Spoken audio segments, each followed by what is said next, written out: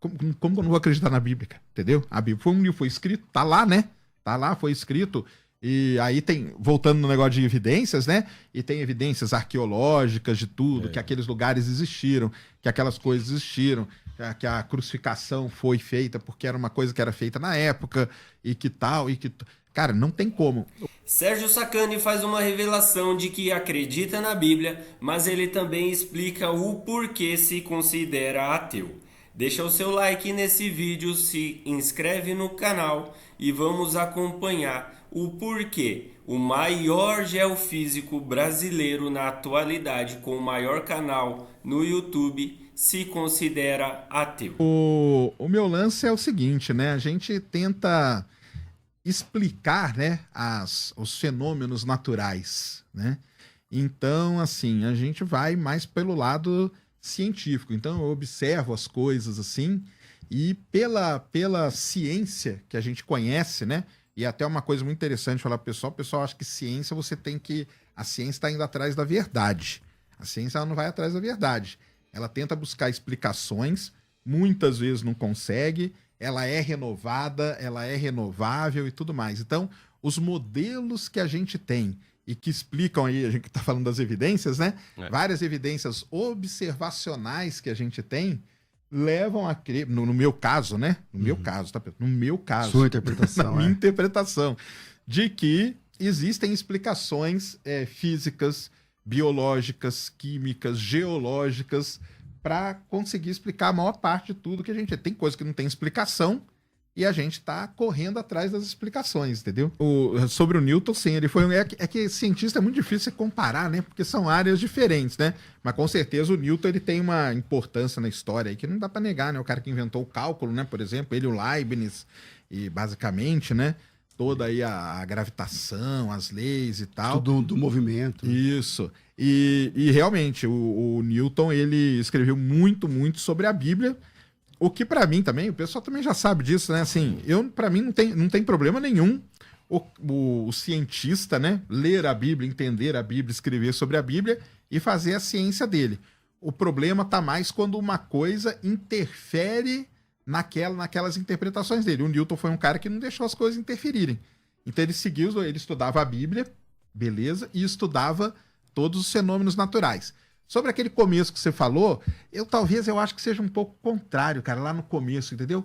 Por exemplo, imagina você tá lá em 1600 e pouco, e você olha um cometa no céu, entendeu? Aí eu acho que o pessoal, eles observavam coisas e eles iam atrás das explicações para aquilo. Então o que é aquilo? Poxa, é um cometa. Aí passava não sei quantos anos, aparecia de novo aquele negócio. Aí aparecia de novo e no mesmo lugar, do mesmo jeito, parecido. Falou, caramba, será que não tem um jeito da gente bolar, né? Que o Edmund Halley fez isso, né? Ele bolou e, coitado, morreu antes do Halley. Ele não viu o cometa dele voltar, né? Então eu acho que, no caso, é meio contrário, entendeu? A gente vê um fenômeno natural e a gente tenta buscar explicações para ele com base naquilo que a gente conhece, seja matemática, seja física, seja biologia. E, de novo, né, tem coisas que são incompletas. Então a gente observa alguma coisa que está acontecendo e só daqui não sei quantos anos, por exemplo, o Einstein, né? Lá, quietinho na casa dele, ele previu as ondas gravitacionais. E uma coisa muito interessante do Einstein, boa parte das coisas que ele deduzia, ele achava que nunca ia acontecer e que nem existia. Buraco negro, por exemplo, ele falou, cara, isso aqui não existe, isso aqui é uma doideira. A gente tem até foto hoje. Ondas gravitacionais. É uma coisa que ele previu na teoria da relatividade e 100 anos depois nós conseguimos detectar a onda gravitacional graças a um mega esforço, porque aí também, nesse caso, você tem vários outros fatores, né? O Kip Thorne, que foi o cara lá que abraçou esse negócio de onda gravitacional, ele teve que brigar no governo americano. Cara, eu preciso de grana para construir isso aqui. É muito caro. E aí, construindo equipamento, tá lá, registrou. Tanto que o cara ganhou o prêmio Nobel e tudo mais. Então, eu acho que nessa linha, acho que é um pouco contrário, entendeu? A gente tenta observar e depois a gente tenta correr atrás de uma explicação. Lógico que com isso vai evoluindo, aí vão surgindo perguntas, né? Ah, mas por que isso é desse jeito? Pô, por que eu tenho que falar aqui no microfone e não falar... Se eu falar atrás do microfone, vai sair som? Deixa eu testar. Aí você, opa, não. Eu falando na frente, sai som. Ah, por quê? Então eu acho que é nessa linha. Mas aí. por várias vezes a ciência deu a mão à palmatória, né? No sentido de que defendia uma coisa e depois, com base em evidências, outra coisa. Mas aí não tem problema nenhum. Para mim não tem problema nenhum, porque aí a gente tem que encaixar um termo também que é muito complicado de explicar, que a gente fala que é um modelo, entendeu? E a gente tem um modelo. O nosso cérebro ele só funciona como modelo. Quer ver um exemplo muito legal? Quando você vai atravessar a rua, você faz uma modelagem no seu cérebro. Você vê o tamanho da rua, você olha para o carro, você vê a velocidade dele e você calcula e fala: se eu andar devagar, eu atravesso, o carro não me pega. Se o carro mudar de velocidade na hora? O que você faz? Aí você dá um tilt, aí você tem que recalcular. Recalcula e corre. Quer dizer, você mudou, entendeu? Você mudou aquele modelo inicial. O modelo ele tem essa característica. O modelo ele tem que ser atualizado à medida que novos dados e novas observações cheguem. São descobertos. Por isso que acontece isso que você falou. Porque o que a gente tenta explicar, e tem problemas no Big Bang que a gente não consegue explicar ainda. Mas o lance do Big Bang, né? Por que ele é o modelo mais, vamos dizer assim, é o que tem mais evidências, né? Então você observa a galáxia se afastando, então é onde a teoria da relatividade funciona. Só que você tem que colocar umas coisinhas ali. Matéria escura, energia escura. São coisas que a gente não sabe o que é ainda. Isso. Entendeu? E você tem que colocar elas ali para ir ajustando esse modelo de universo que se encaixa na maior parte das observações. Só que tudo isso chega num limite, entendeu? Então o limite é como que tudo isso começou. E eu acho que é nesse ponto aí que entra, né, a parte da explicação que você está falando, né? Que é o como iniciou. Então, como que os físicos, os astrofísicos, os cosmólogos falam que tudo começou? Você tinha ali tudo concentrado numa singularidade, que a gente chama, e por flutuações quânticas, aquilo ali começou a chegar num nível crítico e teve uma grande expansão, que é o Big Bang.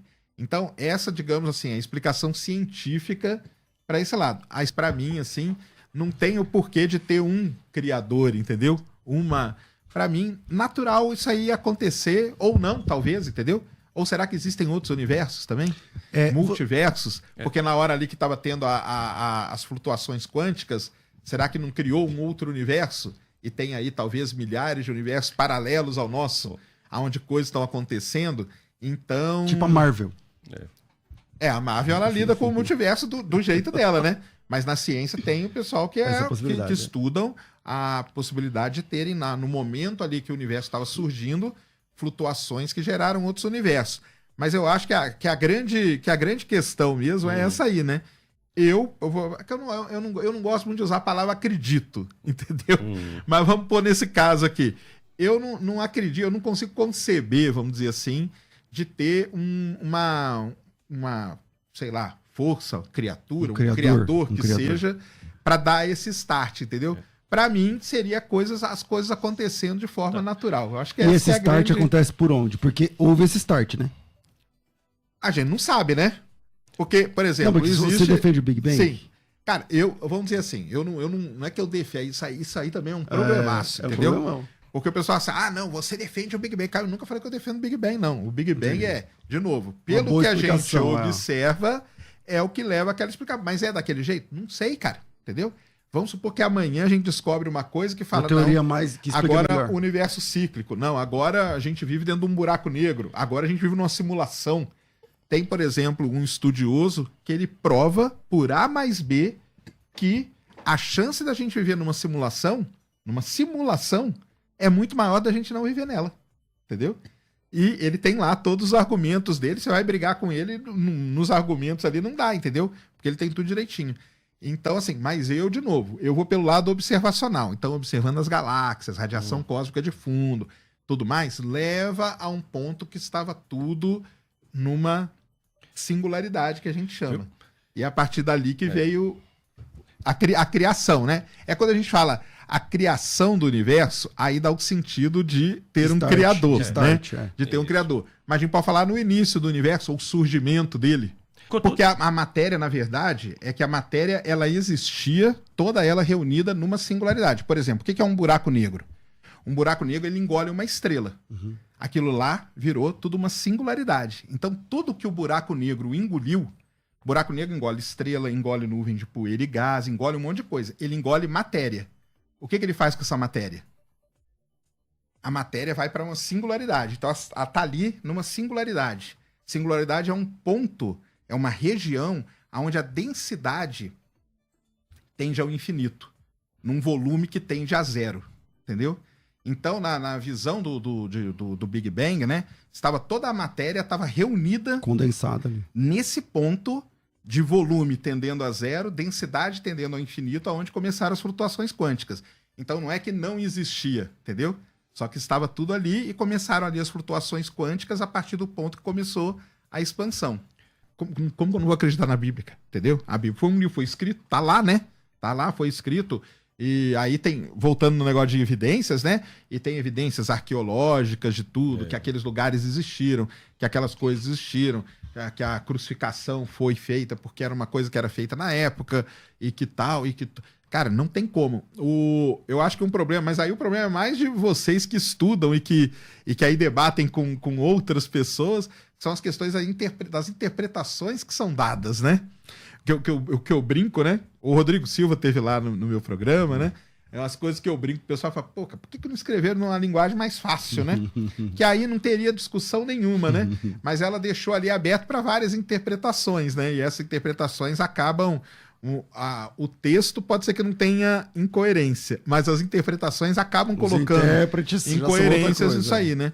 Então, assim, só para deixar claro, pessoal, muita gente fala assim, você não acredita na Bíblia. Cara, como não acredita? A Bíblia, o negócio foi escrito, tá lá, e tem o Velho Testamento, e tem o Novo, e tem as evidências arqueológicas de boa parte das coisas que estão ali, né? Então, assim, não tem essa não, entendeu? E uma outra coisa também, tava até falando ali pra eles, né? Eu não sou militante do ateísmo não, viu? Muita gente acha que eu sou... Eu não sou não, cara. E eu falo isso, repito várias vezes, cara.